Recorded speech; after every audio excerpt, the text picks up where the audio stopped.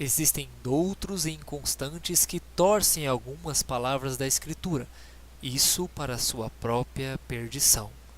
Segundo a Pedro 3, versículo 15.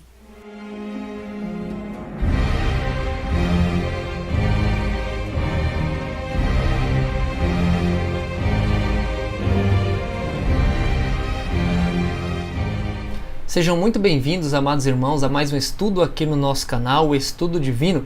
Não se esqueça de se inscrever no nosso canal e de compartilhar esse vídeo para que mais pessoas aprendam essa verdade a respeito da origem de Satanás. Participe também dos nossos grupos no Facebook e por lá você também pode participar do nosso grupo no WhatsApp. Hoje, como vocês viram, falaremos sobre um tema bem polêmico e eu tenho certeza que você vai se surpreender com esse estudo.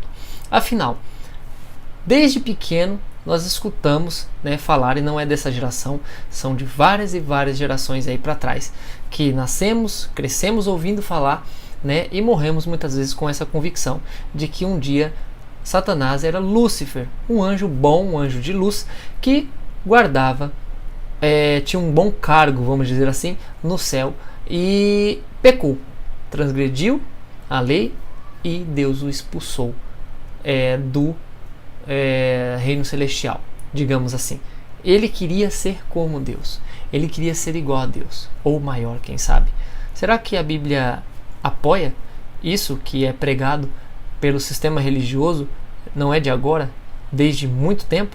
Ou será que simplesmente nós queremos nos convencer disso porque temos medo de assumir a origem de Satanás do jeito que a Bíblia nos ensina? Gostaria que você nos acompanhasse com a Bíblia aberta, de preferência, nesse estudo de hoje. Há 3 referências bíblicas que são mais usadas para apoiar que Satanás um dia era Lúcifer e que morou no céu e que foi um anjo de luz.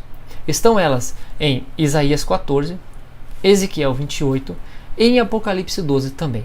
São as referências principais. Logicamente que tem outras referências dentro da Bíblia que vão falar, não, mas aquilo que está dizendo Isaías lá, está falando aqui, ó, tá tudo certo.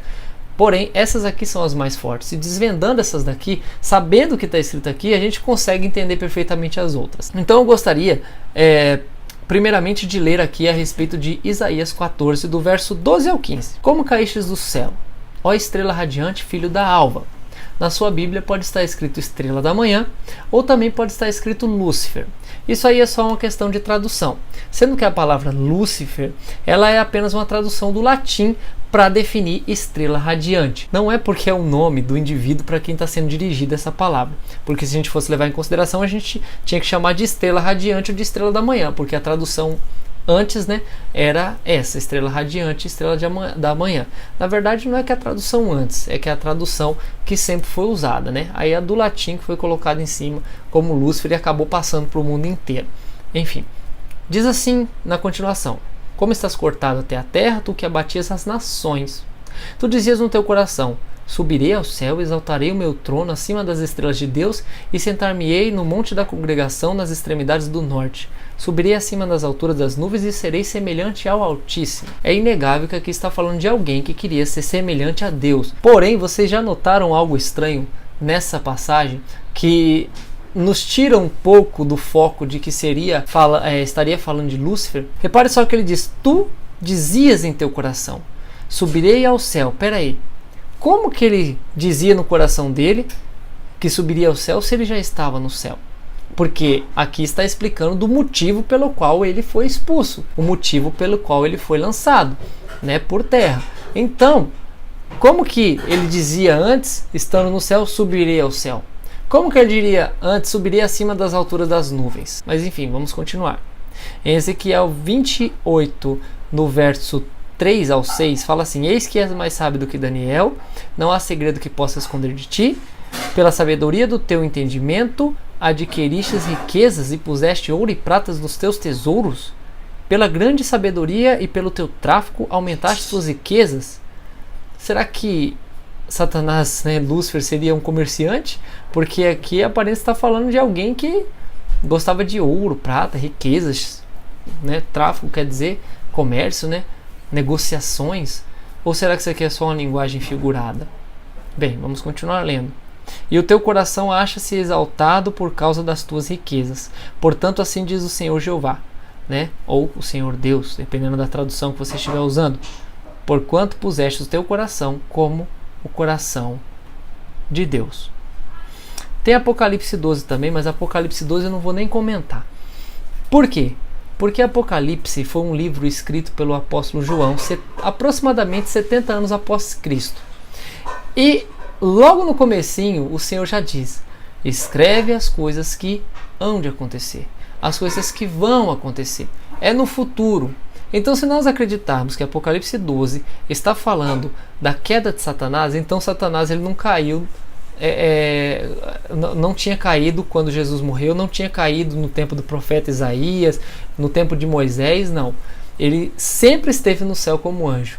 E ele caiu só aproximadamente 70 anos, depois dos 70 anos, né, que é de Cristo, que João escreveu o livro de Apocalipse.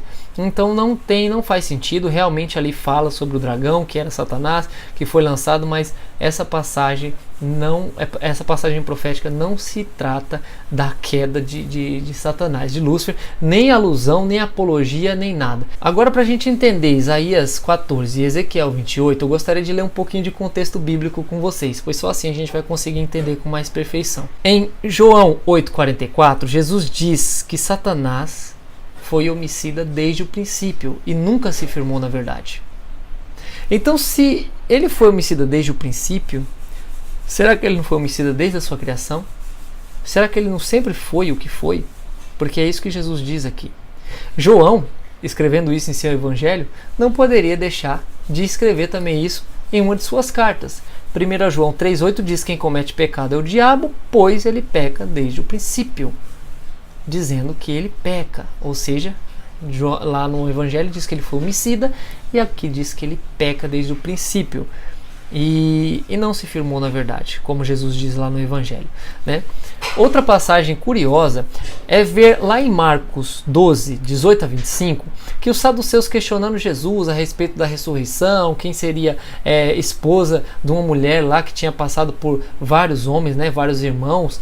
Quem seria a mulher dele na ressurreição? Porque eles estavam dentro da lei e tudo mais. E Jesus disse que na ressurreição não se casam nem são dados em casamentos, mas são todos como anjos dos céus. Se são todos como anjos dos céus, e Paulo fala em 1 Coríntios 15, 52, que nós, quando na ressurreição seremos incorruptíveis, então é porque os anjos são incorruptíveis. Isso é claro de ver através das escrituras. Se Jesus diz que seremos como os anjos do céu e Paulo diz que seremos incorruptíveis, é porque os anjos são incorruptíveis. A própria oração do Pai Nosso nos ensina isso. Seja feita a vossa vontade, assim na terra como no céu. Porque no céu a vontade de Deus é sempre feita, porque não há corrupção. 1 Pedro 1, 3 e 4 também fala a respeito da ressurreição, que teremos uma herança incorruptível, imaculada. E Jesus diz que seremos como os anjos dos céus, hein? Por que as pessoas pecam? Por que há o pecado? Tiago 1,14 diz: mas cada um é tentado pela cobiça, pela sua própria cobiça, quando esta o atrai e o seduz. Como que você pode ser tentado através de uma cobiça se você não é carnal, se você é celestial, se você é incorruptível, se você é imaculado, se você é como os anjos do céu? Mas aí alguns podem chegar e falar: não, mas na Bíblia está escrito que anjo peca sim. 2 Pedro 2,4: pois Deus não poupou a anjos que pecaram, mas lançou-os no inferno, né, e os entregou aos abismos de escuridão para serem reservados ao juízo. Para começar, esse inferno aqui provavelmente não deve ser o inferno que todos imaginam. Se vocês não sabem, inferno no Novo Testamento ele tem quatro traduções. Hades, Sheol, tem 4 traduções. Tá? Inclusive tem uma lá que significa um lixão, significava um lixão público, né? Que Jesus falou lá, mas traduzido lá inferno, né? Então todo mundo pensa que o inferno é a mesma coisa. Pela alusão, né, comparando até com Isaías mesmo, uma passagem de Isaías que nós vamos ver aqui daqui a pouco, falando de inferno, de abismo, deve estar comparada com mundo dos mortos, tá? O Sheol, que é o mundo dos mortos. Vocês já vão entender melhor a respeito disso. Aqui fala que os anjos pecaram. E aí, Roberto? A gente tem que entender que algumas passagens na Bíblia, como o inferno, que nós acabamos de ver, elas podem ter vários sentidos. E elas têm um significado de acordo com o termo original. A Bíblia foi escrita num período grande, se eu não me engano, de 1600 anos. Então ela envolve muita cultura, muitos termos que na tradução de hoje às vezes fica até difícil de traduzir. Então a gente tem que tomar muito cuidado quando estudamos a Bíblia por conta disso. Por exemplo, a palavra anjo, muitos de vocês já devem ter ouvido, vem do grego e quer dizer ángelos, né? Ângelos, uma coisa assim. A tradução dela é mensageiro. É um mensageiro. É de Deus ou não? Né? Como Jesus disse lá, anjos do céu, lá em Marcos 12, né? Que a gente leu. Anjos do céu. Opa, mensageiros do céu. Nós sabemos que é do céu. Agora aqui só fala anjos, né? Então esses anjos podem ser mensageiros normais, mensageiros terrestres. Repare só também nessa questão dos anjos. Em 1 Coríntios 6,3 diz assim que nós julgaremos os anjos. Não sabeis que julgaremos aos anjos? Quanto mais as coisas dessa vida? Então vocês acham que nós somos dignos de julgar os anjos celestiais? Para que nós vamos julgar os anjos? Eles são incorruptíveis, eles são imaculados, como a própria Bíblia explica. Provavelmente esses anjos aqui, né, como mesmo expliquei, originou-se da palavra mensageiro e quer dizer mensageiro. Um mensageiro, talvez, de Deus aqui na terra, que não obedeceu o que Deus pediu para ele fazer, como alguns na Bíblia, que pecaram. Outra passagem, Apocalipse, né, nas cartas às 7 igrejas, que fala entrega aos anjos das 7 igrejas. Vocês acham que Deus mandou um anjo para cada uma daquelas 7 igrejas, que existiam muito mais igrejas, né? Em Éfeso e tal existiam várias igrejas, mas existia uma em específico lá que ele pegou e colocou lá e falou: ó, você vai ser o anjo aqui dessa igreja, fica aí cuidando dessa igreja, não volta mais para o céu não. Logicamente não, né? É o mensageiro daquela igreja, porque como que João ia sair de Patmos, da prisão, e entregar a mensagem lá para eles? Não dava, né? Então o Senhor diz: ó, você vai entregar aos mensageiros dessas igrejas. Você vai entregar para eles levarem para as igrejas, porque você não pode sair daí, você está preso. Aí os mensageiros da igreja iam até o encontro do apóstolo, porque criam nele, sabiam que ele estava preso e acreditavam na mensagem que ele passava. Falavam: ó, Deus escreveu aqui, me deu essa visão, essa revelação e quero que você leve. Mensageiro da igreja de Éfeso, leve para a igreja de Éfeso. Tá, e como vamos entender então Isaías 14 e Ezequiel 28? Irmãos, é como eu disse, nós temos que ler e saber interpretar. É mais ou menos que nem João 10,10, né? Falou bem assim do ladrão, biblicamente dizendo: opa, é Satanás. O ladrão não veio senão para matar, roubar ou destruir. É o diabo. Logicamente que o diabo quer ver você destruído, né? Quer ver você arrebentado. Mas deixar um desafio lançado aí para você ler de João 10 a 1 ao 10 lá, para você entender quem que é o ladrão. Pode ter certeza que não é o Satanás, né? Que não é o diabo. Pode ter certeza. Leia lá que você vai entender. E as pessoas continuam dizendo aí que aquilo dali é uma alusão a Satanás. Enfim, a mesma coisa acontece em Isaías 14 aqui e em Ezequiel 28. Reparem só em Isaías 14:1, que vai falar que Deus terá compaixão, né? Se compadecerá de Jacó e ainda colherá Israel e pô-las-á na sua própria terra. Está falando que Deus iria fazer com Jacó, que ele ia ter compaixão, ia ter misericórdia, e o dia que acabasse a servidão, o trabalho, como está dizendo ali, a dura escravidão que fosse obrigado a servir, usarás essa parábola contra o rei da Babilônia. É o seguinte: quando acabar a escravidão de vocês, a servidão, vocês vão usar isto que eu vou passar para vocês, né? Algumas passagens dizem este verbo, esta palavra, para o rei da Babilônia. E você vai falar o quê? E dirás: como tem cessado o opressor? Como tem cessado a tirania? E aí continua. E aí chegamos até Isaías 14:12. Como caístes do céu, ó estrela radiante, filho da alva. E aí muitos podem falar: mas que isso, como caístes do céu? Então ele estava no céu. Irmãos, isso sim é uma linguagem figurada, porque a Bíblia também usa linguagens figuradas. E é só a gente saber fazer comparações para que a gente consiga entender, para que a gente consiga interpretar o que é uma alusão a alguma coisa, o que não é, o que é literal. Mas como, Roberto, você consegue ter certeza que isso daí é algo que não é literal? Porque aqui está falando do rei da Babilônia. E em Daniel 4, em especial, no verso 22, Daniel está falando para o rei da Babilônia e diz: esta árvore és tu, ó rei, tem crescido e tem se tornado forte, pois a tua grandeza tem crescido e já chega até o céu. É claro que Daniel estava falando aqui para o rei da Babilônia, um homem, mas ele diz que a grandeza dele chegou até o céu e o teu domínio até a extremidade da terra. Então pense só que Daniel está falando para um homem. E se a grandeza dele tem chegado até o céu, agora Deus está dizendo que a grandeza dele caiu. Como tens caído do céu? Como você caiu do céu, ó estrela radiante, filho da alva? Aí nós entendemos, quando ele fala subirei, ele diria subirei ao trono e tudo mais, subirei até acima das alturas das nuvens, né?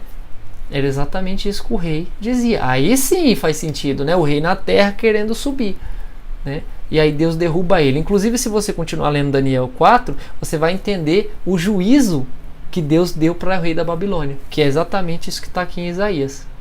Se você for ler lá em Isaías, depois que passa, subirei acima das alturas das nuvens, serei semelhante ao Altíssimo, você vai ver que lá está escrito: todavia serás precipitados ao Sheol, né? Muitas traduções estão escrito inferno, mas esse inferno quer dizer Sheol, para as extremidades do abismo. Lembra que nós lemos lá em cima a parte de 2 Pedro 2,4, né? Mas os lançou no inferno e os entregou aos abismos. Olha a referência aqui, ó. Tá vendo? Falando mais uma vez do inferno, que no caso é o Sheol, mas ali está escrito inferno porque é do Novo Testamento e a tradução não foi colocada. Como eu disse, tem 4 tipos de inferno ali. E aqui ele está falando a respeito, já no Velho Testamento, com a tradução correta, né? Isso deveria ser aplicado também no Novo Testamento, para que a gente pudesse entender melhor. E o Sheol, que vem do hebraico, quer dizer mundo dos mortos. Você pode fazer uma pesquisa rápida aí, certo? Inclusive lá em Isaías 14:16, no próximo verso vai falar assim: os que te virem te contemplarão, olharão nos teus olhos e dirão: acaso é este o homem que fez estremecer a terra e tremer os reinos? É homem, irmãos. A escritura toda nos mostra que está falando de um homem, que está falando do rei da Babilônia, que está falando que ele vai para o mundo dos mortos, que ele vai morrer, que ele vai se dar mal porque ele quis ser como Deus. Por que as pessoas continuam teimando e ensinando essas doutrinas erradas dentro das igrejas? Por que não tem ninguém que pegue, leia e, nossa, tá errado isso aqui, vamos ensinar certo na igreja? Dificilmente a gente vai encontrar, porque as pessoas se deixam levar pelo que a doutrina está ensinando. E tá cheio de doutrina como essa aqui, ó, errada dentro das igrejas. Vocês não imaginam quanto. E vocês só vão conseguir saber se vocês estudarem a Bíblia. Conhecereis a verdade e a verdade vos libertará. Se vocês não conhecerem a verdade, o que está escrito aqui na Bíblia, vocês vão viver presos nesse tipo de mentira o resto da vida. Ezequiel 28 é a mesma coisa. Verso 1 e 2, veio a palavra do Senhor dizendo: filho do homem, diz ao príncipe de Tiro, eu sou Deus, porquanto o teu coração se elevou e dissestes, eu sou Deus. O príncipe de Tiro disse, eu sou Deus. Na cadeira de Deus me assento no meio dos mares. Todavia tu és homem e não Deus. Então está falando mais uma vez aqui em Ezequiel sobre homem. Lá em Ezequiel 27, no verso anterior, mais uma referência. De novo veio a palavra do Senhor Deus dizendo: tu, pois, filho do homem, faze uma lamentação sobre Tiro. Ele faz uma lamentação sobre Tiro, ele faz uma lamentação sobre o príncipe de Tiro, depois ainda ele faz uma lamentação sobre o rei de Tiro. Entre esses versos aqui de Ezequiel 27 e 28. Né? Claramente, o príncipe de Tiro era homem. Por isso que lá no verso 13 a 16 de Ezequiel 28, fala bem assim: estivestes no Éden, jardim de Deus. Aí as pessoas falam: opa, Adão não pode ser, né? Já morreu. Eva também não pode ser, já morreu. Então é Satanás, porque ele viveu, né, tá aí até hoje aterrorizando. É o único que teve no Éden. Olha lá, rapaz. Ele foi ele vivia no meio das pedras preciosas, topázio, diamante. Tu eras o querubim ungido. Lúcifer era o querubim ungido. Irmãos, a palavra está dizendo bem claro lá no começo. Você coloca o seu coração como se fosse de Deus, mas tu é homem. Por isso que ele dá essa referência do Éden. Você, homem, esteve no Éden. Você, homem, não era pecador. Você quer ser Deus? Mas você é homem. Um dia você esteve no Éden e você era imaculado. Era um querubim ungido. Tu eras perfeito nos teus caminhos até o dia que fosse criado, e aí se achou iniquidade em ti. E aí você foi profanado, você foi lançado fora do monte de Deus, que provavelmente é o jardim do Éden. E se nós vermos lá em Gênesis, nós vamos ver que exatamente isso, o homem, né, no caso Adão, era o responsável para cuidar do Éden. E tem gente que fala que era Satanás que estava lá, que ele cobriu o Éden e depois virou serpente. E aí muitos podem falar bem assim, mas espera aí, Roberto, então, de onde que o diabo veio? Lembra do que eu comentei no início do vídeo? Às vezes a gente fica inventando histórias, fábulas, como diz lá em uma das cartas de Paulo, se eu não me engano a Timóteo, que os homens se voltariam a fábulas. Nós ficamos nos prendendo a fábulas para não assumir aquilo que parece mais óbvio, que é de que Deus criou o diabo. Ah, é isso, Roberto? É verdade? Eu não sei se é a pura verdade. Porém, a Bíblia não ensina que ele era um anjo de luz. E porém, a Bíblia ensina que Deus cria todas as coisas. Aqui está escrito em Efésios 3:9, a trazer à luz até a dispensação do mistério que tem estado escondido desde os séculos dos séculos por Deus que criou todas as coisas. Em Gênesis 3:1 diz que Deus criou a serpente, que era a mais astuta dos animais. Em Isaías 45:7 diz que Deus cria luz e cria as trevas, faz paz e cria o mal. Ele é Deus e faz todas as coisas. Então, aparentemente, ele que criou. Mas por que? Você vai me perguntar. Com qual sentido? Não sei. Eu não sei nem bem, mesmo com essas afirmações, se foi ele mesmo que criou. Mas segundo o que está escrito aqui, parece que sim. Portanto, irmãos, eu espero que vocês compartilhem esse vídeo e que essa verdade chegue no máximo de pessoas possíveis, para que elas se convençam do erro em que elas estão sendo forçadas a acreditar por esse sistema religioso. Às vezes nem por maldade do tal líder religioso, mas porque o líder religioso ele se entregou a esse tipo de doutrina, que é algo meio complexo de se entender realmente, eu acredito, né? Mas nada é impossível que o Espírito Santo não possa nos revelar. E aqui está a palavra de Deus nos mostrando. E se não for por essa palavra aqui, por homem nenhum eu vou. É por o que está escrito aqui. E o que está escrito aqui não é o que afirma o sistema religioso. Fique com Deus. Até o próximo vídeo aqui no nosso canal Estudo Divino. Deus te abençoe.